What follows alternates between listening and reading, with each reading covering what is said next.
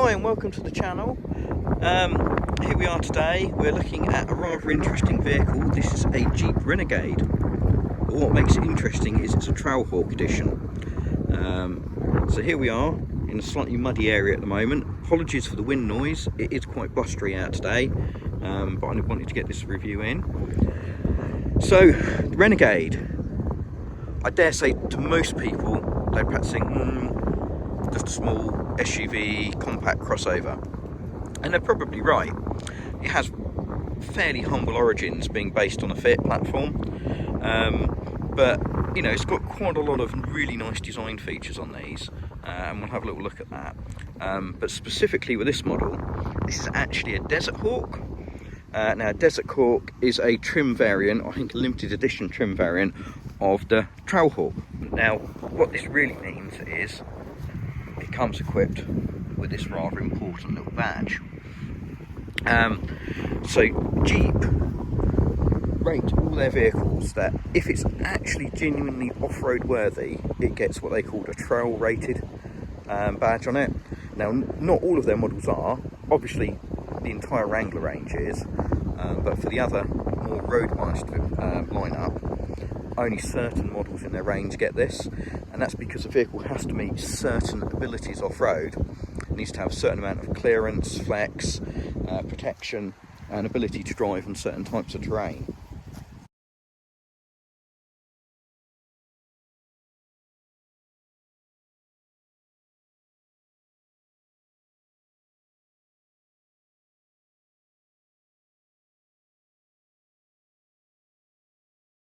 And that's really what makes this vehicle as interesting as it is, which is really interesting.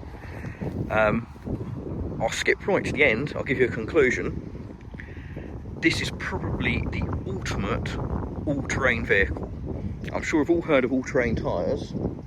Well, this is an all-terrain vehicle because it basically can do anything and everything and go anywhere, and it does everything really, really well.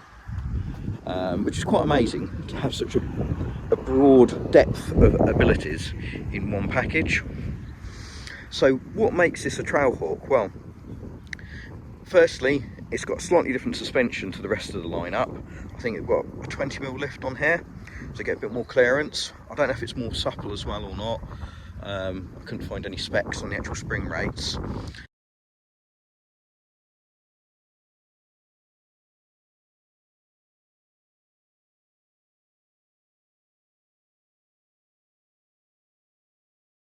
For the European market, we do get the rear recovery point pre-installed, which is pretty cool. If we were in America, you'd also get a pair of those recovery points on the front. Sadly, we can see that they are quite absent on the UK model, and that's to do with European type approval and the pedestrian safety measures that vehicles have to adhere to. Bit of a shame, but you know, not a deal breaker. We've got aluminium skid plates underneath. I'm not crawling on the floor, so you're going to have to take my word for that. But also, what we've got is a 9-speed automatic, but it comes with something very akin to a Land Rover terrain response system. Now, it hasn't got a proper transfer box in the conventional way of having a low range and a high range, but you can lock this down into what they call 4-wheel low and lock it in a proper 4-wheel drive mode. And that makes it very, very capable off-road. It will transmit power to all the wheels and keep all the wheels spinning. And you've got enough ground clearance in this and enough suspension travel that it's quite mind-boggling how well it will go off-road. Now, I'm not going to take it off-road today because I promised that I won't. I don't actually own this vehicle, but I do have some footage of one of these going off-road, so by the miracles of YouTube and video editing, I will insert that into this video, as well as some pictures.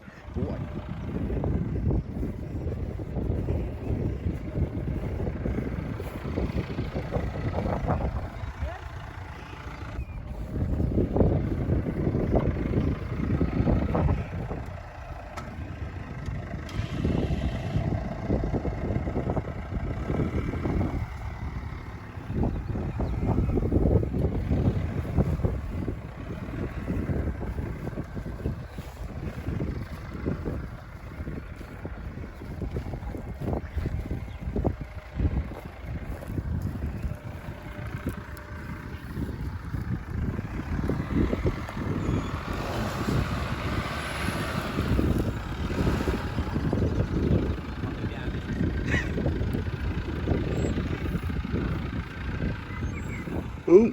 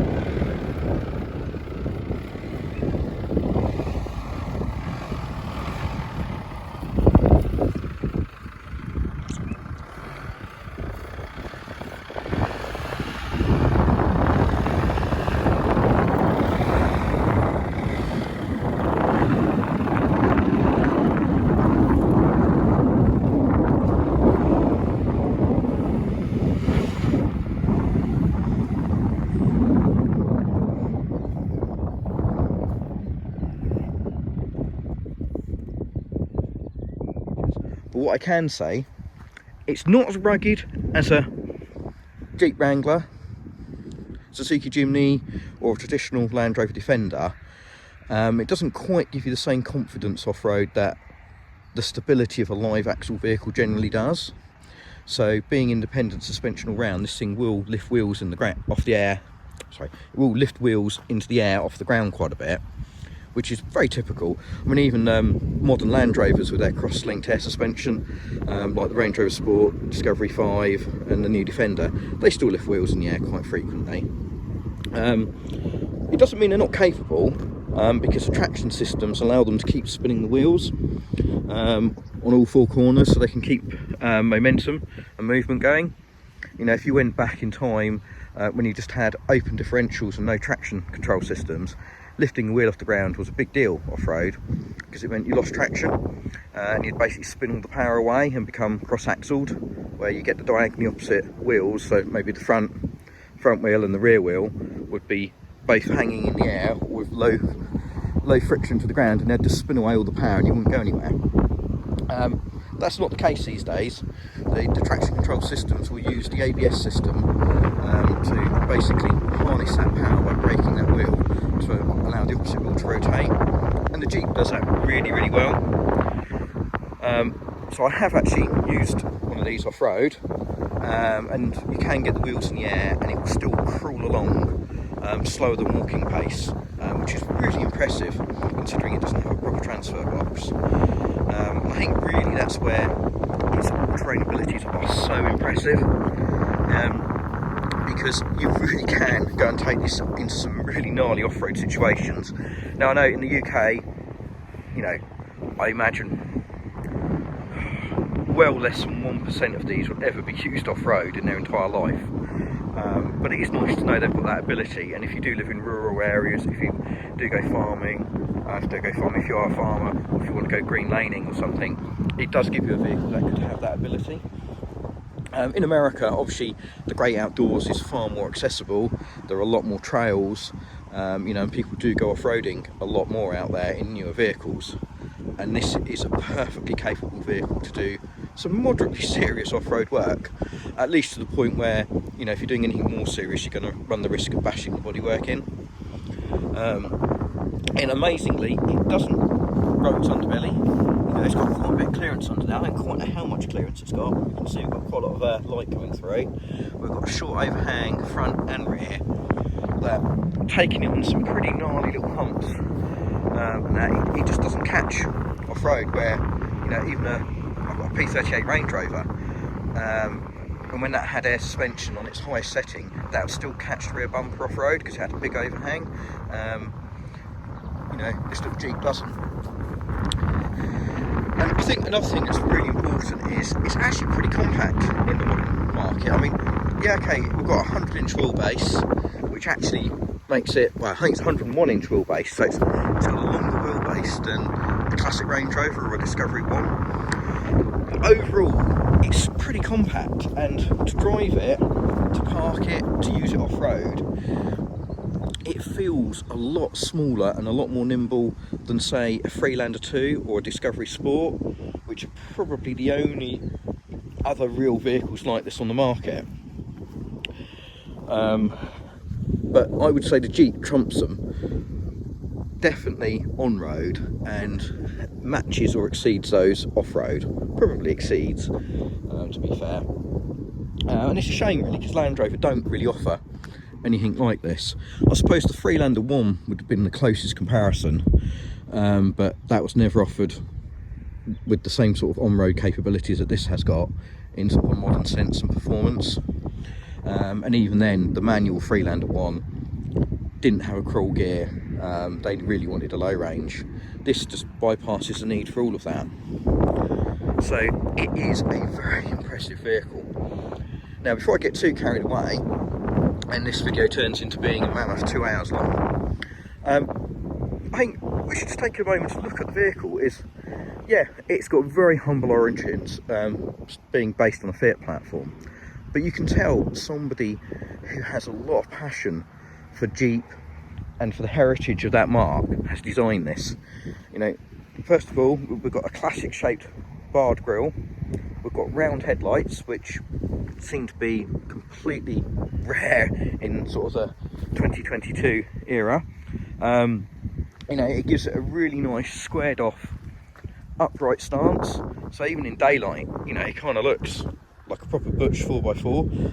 In the dark, when you just got the headlights coming towards you, you know, you could easily mistake it for something else. But there are lots of little Easter eggs on this vehicle as well. So I say about passion, somebody has really enjoyed designing and building this, which I think is absolutely great. So few cars are built with passion anymore. I mean, look, the rear light, it's meant to mimic the side profile of a jerry can. Awesome, and they do look good, and again in the dark they light up really nice, but there's more. It's getting close. Look, I've got a little Jeep grille on the light. How cool is that? It does absolutely nothing, but it tells me that somebody has enjoyed designing this vehicle. But there's more.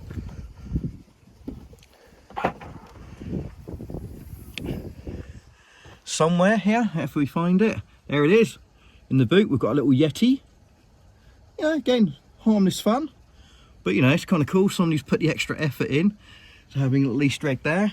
We've got the Jeep grille again on the boot. The boot itself, that's pretty usable. Similar size to a Freelander 1, not as big as a Freelander 2, but I think that's a trade-off by having a smaller vehicle. But it's got some nice design features in here. We've got a little bit under there which you could have a spare wheel in or some extra storage. It works really well going away. I've actually been touring in this vehicle in Wales, and it was exceedingly good doing that. But we've got more little Easter eggs. The vehicle is full of them. We've got Jeep grille again, and again on there. I think the little slats there are meant to be reminiscent of the Jeep grille as well, just without the headlights. We've got a little Jeep on the windscreen. There's just loads of bits all over this vehicle, and the longer you drive it, the more you actually come and find that it's got just way too many to try and remember. We've got the since 1941 branding on here. Again, for Jeep people, that's kind of a big deal. You know, the origins of where, you know, the Willys Jeep actually came from, that started the whole thing. You know, without that, we'd never have had the Land Rover brand, which, you know, being in the UK would be a really big deal. But inside, let's have a little look. It's a really nice vehicle inside. We've got comfy leather seats, which actually have got some pretty good support on them. They're not electric in this one. I don't know if electric was an option. We've got kind of an interesting, funky little gauge set up here. I think the orange here is actually meant to be mud, which in certain parts of America the soil is very sort of orangey coloured. Again, it's just, you know, it's a little bit of fun, isn't it? Who wants a dull car? We've got some nice bits of sort of urban trim. Everything seems to be well built and screwed together in here. And you know, the general ergonomics are pretty good. These pods are great, having vents up here. I have to say, when I've got the aircon on, I actually do quite like cold air blowing on my face, but I don't necessarily like it blowing on my hands. You know, normally you've got a vent sort of here, which will blow at the steering wheel. Those completely miss it, and if so few vehicles have vents located there, you'll often find they end up being way down in the lower part of the dash. We've got a nice set of steering wheel controls, the wheels comfy.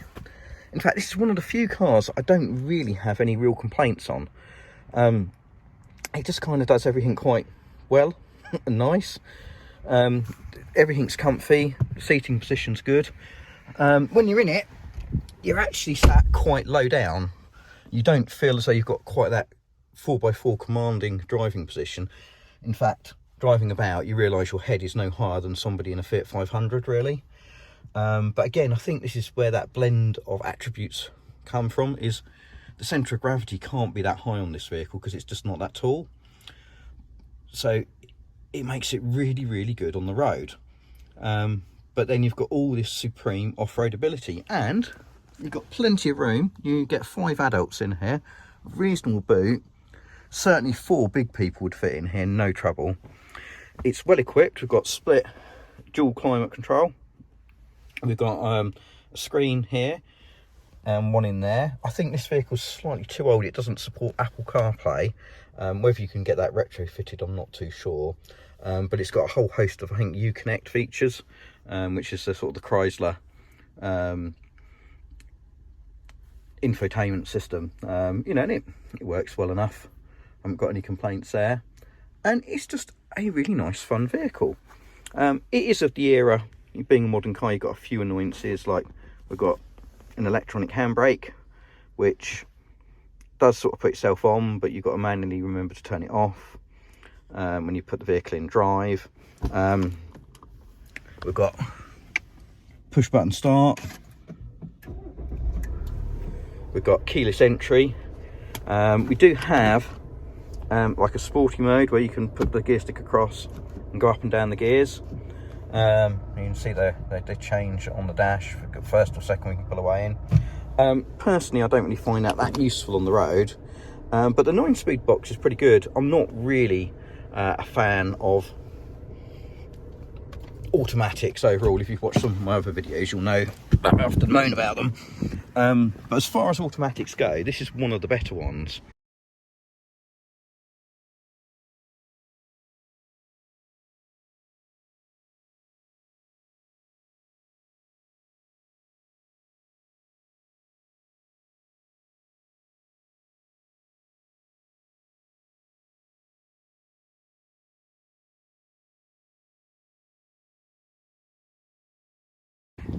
So before we head out on the road, there's one thing I must mention and completely forgot to. We've got this big transfer on the bonnet. Now, it may not mean anything to a lot of people, but what it is it's a map. Can you see it says fins and things? This is actually part of a map of Moab. So Moab is in America. I can't remember if it's in Utah now, Nevada, can't remember. Basically, if you live in North America, Moab is the off-roading mecca. There are just amazing trails over there. You can do rock crawling, you know, so all sort of dry, sandy material and some huge rocks, and it is just everywhere. That, you know, people just want to go there, and they come from all over the world to go and drive there. Now what this symbolises on here is the fact that this vehicle is capable of going and doing some of those trails, hence it gets the trail rated badge on it. So I think that's pretty cool, and in this colour I think that transfer looks pretty cool as well. We've got the black grille, we've got 17-inch black alloys. They're currently shod with all-season tyres, which again really adds to the fact that this is an all-terrain vehicle, because you know you could drive through 2 foot of snow in this thing, absolutely no problem. It will drive on icy roads, but you can bomb up and down the motorway at 70 mile an hour in the middle of summer. It is really impressive. Right, let's get on the road. So this car comes equipped with a 2-litre turbo diesel engine for the UK market.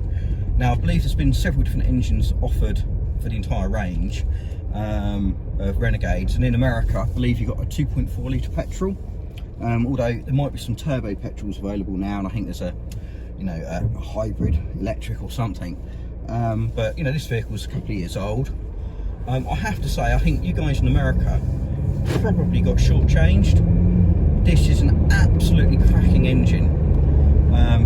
It's smooth, it's pretty quiet. I mean, when we're running along now at 50 mile an hour, I couldn't tell you that it was a diesel running at this sort of speed. It's only a tick over, you can really hear it. But it just really suits the vehicle. Off-road, you've got so much grunt. On-road, you've got so much grunt. And with the 9-speed auto, it just picks up and goes. Now this isn't a sports car, far from it, but it does 0 to 60 in what, 8.5 seconds or something. That's pretty quick. It's pretty quick. There are MX-5s that are a lot slower out there. A 1.8i MGF was 8.5 seconds 0 to 60. The Golf GTIs of 3D80s and 90s up to the early 2000s, they're all sort of this 8 or 9 second bracket of performance. So I think that's really quite impressive for what it is. And it just goes. Scrabble the front wheels, put your foot down. We're gonna have to back off because we've got a speed limit here in the UK, sort of 60 mile an hour. But it will do that at kind of any speed. It never really feels lacking in grunt or power. Plus, you get really good MPG. So when I was touring in Snowdonia in this car last year, mid-40s, easy, loaded up with 3 people and gear. That's Imperial MPG. You're not going to get that from a petrol. I don't really know what else you particularly need from a vehicle. Again, adding to this attribute of a go anywhere, do anything vehicle. It rides well in here, it's comfortable. A little bit of wind noise from, I think, the window and maybe the door mirrors. But it's all, quite civilised and acceptable. You can just sit back and relax, and it's a nice place. But you do feel like you're sat quite low and snug in this, which gives it quite a sporty feel as well. So the only thing it really lacks is that commanding driving position that a proper 4x4 would give you. But it handles really well. Yeah, the steering's not got the most feel, but it'll go around corners pretty well. It doesn't roll, it doesn't pitch. You've got a lot of mechanical grip there. And you can really hustle it about the mountain roads and have a really good time doing it, which indeed I did.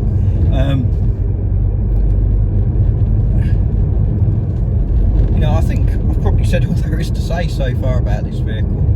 I can't really sing its praises high enough, which is odd because normally, I find things to criticise. I don't mean to. It comes from being a tester, as a career. That's what I do for a living. There really isn't that much that I can say I don't like about this vehicle. There's not really anything that annoys me. Everything's kind of comfy. I suppose the only odd trait I do find is that you sit very much in the middle of the vehicle, so the front seats are quite close together. It's only really a handspan apart, which gives you quite a bit of dead space between, well, in my case, because it's a right-hand drive vehicle, my right shoulder and the door. The door's too far away for me to put my elbow on, and indeed even the armrest on the door is really too far away. So I find that I have to acclimatise when I get back into this vehicle to get my road position right. Obviously you want to be on the correct side of the road, and I find if I put myself physically where I want to be, I end up driving on the white line, just like that. So I'll have to consciously place myself more in the middle of the lane rather than where I would ideally normally sit. Some of that's going to be through legacy of other vehicles I drive, but I've never really noticed it with any other vehicle. It's quite pronounced as this. So here I've got good road position, but I kind of feel like I'm sat very near to the verge. Normally, if I was physically placing myself on the steering wheel, I'd sort of be more like here, but I can see that I'm actually running on top of the white line by doing that. You do get used to it, but obviously, you know, when you're going through some corners and things and having a bit of fun, you need to make sure you do get your placement correct, because you don't want to end up being too far on the wrong side of the road when you've potentially got vehicles coming towards you. So when you want to go and hang the wheel out. I think that's pretty much my only real negative with the vehicle. You know, it's one of these things that, had the situation have been right, I would buy one of these. As it turned out, I actually bought a Suzuki Jimny, which probably suits my needs slightly better. But this is a absolutely cracking vehicle. We haven't got a tow bar on this one. I don't believe the tow rating is particularly great on them. So it's not really a utility vehicle if you need to do a lot of towing. And something like a Discovery Sport would be a better bet there. But you are going for a bigger and more expensive vehicle in that instance. There just is nothing else that I can think of that really directly compares to the Renegade for the UK market, at least. I think in the US market there's probably some closer alternatives, indeed probably some from the Jeep lineup themselves, but we don't get any other trail rated vehicles from Jeep over here like this. So it will drive at speed quite well.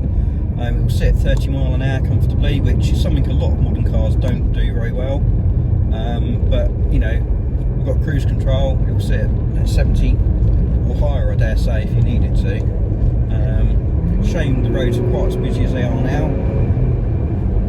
But yeah, you put your foot down and it gives you a pretty good kick in the back, to be honest.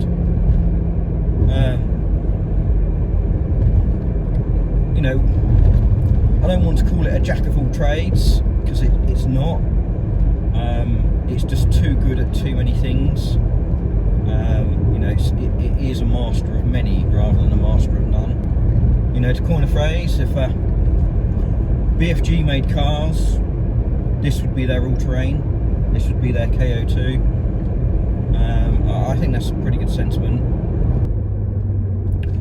And of course, if you put your sensible hat on, if you do live in rural areas of the countryside, especially those prone to cold weather and more snow, having an all-terrain vehicle is a very sensible thing to do,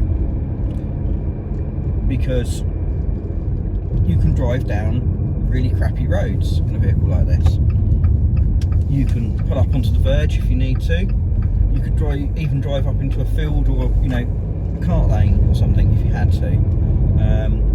And you wouldn't have to do anything special. This is currently running on all season tyres. Brilliant. You don't need another set of winter tyres. All seasons will give you more than enough grip in snow and icy conditions that you can easily get about. And that's all you really need. You know, and when you've got really rubbish roads that are big potholes on them or uneven, you know, it's nice to have that little bit more clearance that, you know, a low slung car can often struggle, be a pain. In fact, we've got a little bit of a failed road surface here, where the local government can't be bothered to actually fix it. Cheaper just to put a sign up saying it's a failed road surface.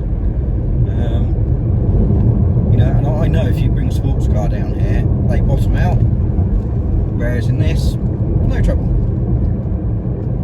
But I can still enjoy myself while I'm driving the vehicle. It handles well, it goes well, puts a smile on your face. Thanks for tuning in for this review. Please do comment, like and subscribe. See you on the next one.